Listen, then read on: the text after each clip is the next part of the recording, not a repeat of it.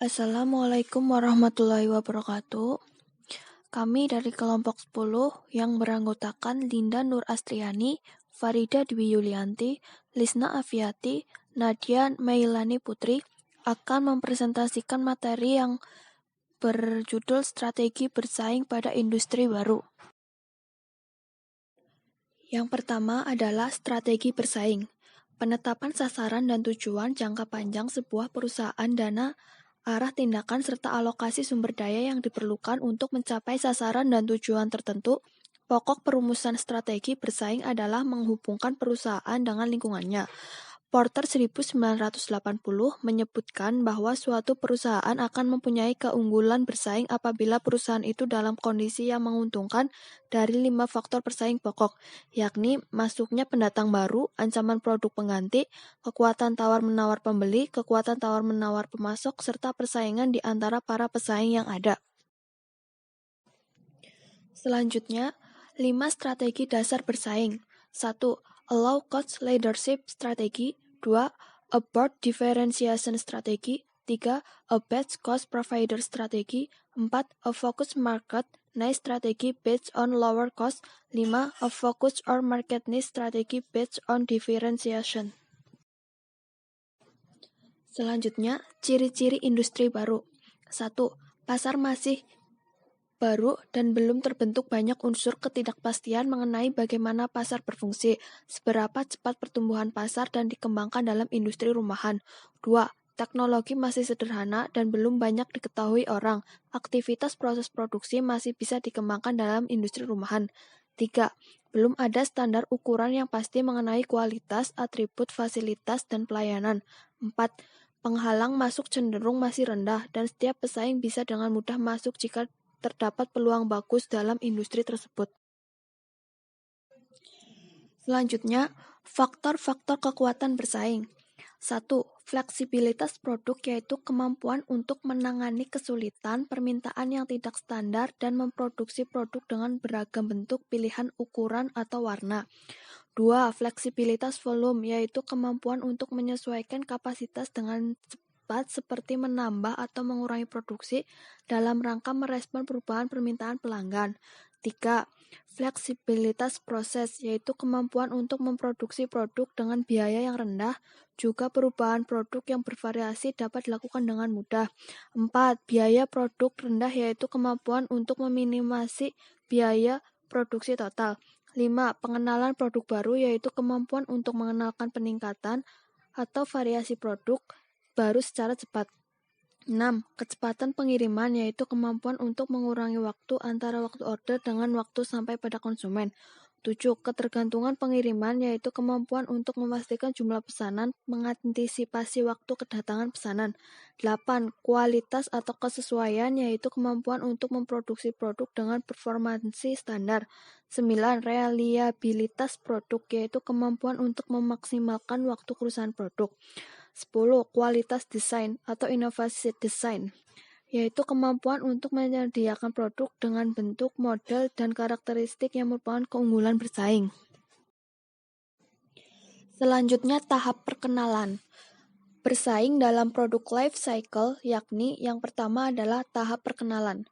Produk sudah didistribusikan, penjualan relatif tumbuh perlahan, keuntungan relatif kecil, resiko kegagalan cukup tinggi. Promosi harus efektif. Adapun strategi bersaing yang dapat digunakan yaitu A. Rapid skimming strategi, barang tidak banyak, promosi gencar. B.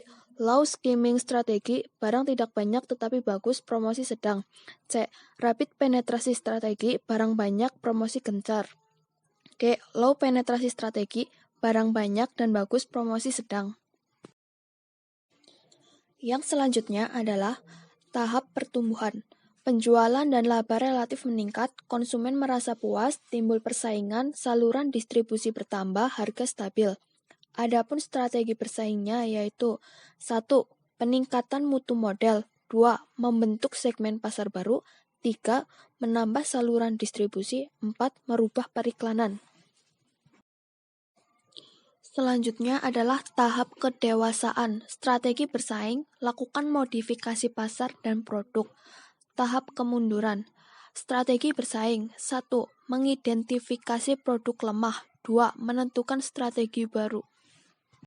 Yang selanjutnya adalah strategi keunggulan bersaing. Menurut Ciptono, strategi pemasaran yang dapat dipilih oleh perusahaan yang menerapkan strategi produk diferensiasi agar senantiasa memiliki keunggulan bersaing di pasar dapat dilakukan dengan melakukan pilihan terhadap strategi berikut ini. 1. Diferensiasi produk.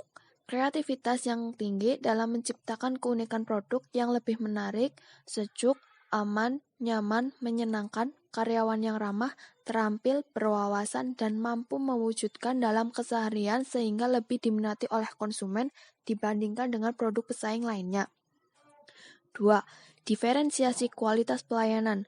Kreativitas yang tinggi mengharmonisasikan unsur-unsur marketing mix, produk, place, price, promotion, people, packaging, programming, partnership, sehingga kualitas jasa yang dirasakan oleh konsumen melebihi harapan. 3. Diferensiasi citra. Citra identik dengan atribut adalah sebuah karakteristik yang khusus atau pembeda dari penampilan seseorang atau benda. Diferensiasi citra adalah bauran yang tepat dari elemen pencitraan yang menciptakan citra sebuah merek. Selanjutnya adalah merancang strategi bersaing.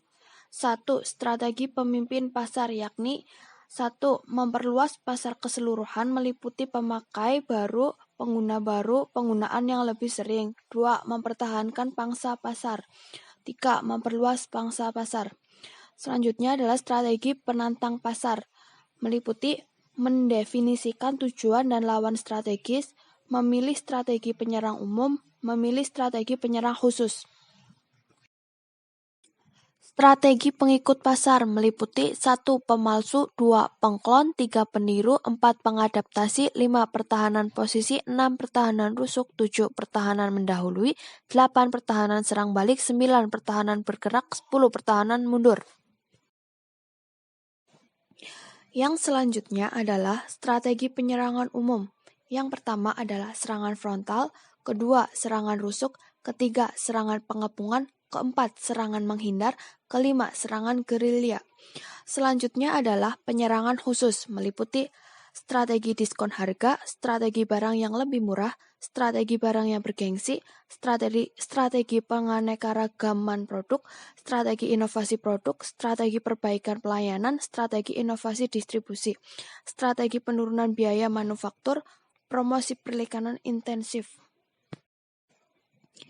Sekian presentasi dari kelompok kami. Jika ada kesalahan, mohon dimaafkan. Terima kasih. Wassalamualaikum warahmatullahi wabarakatuh.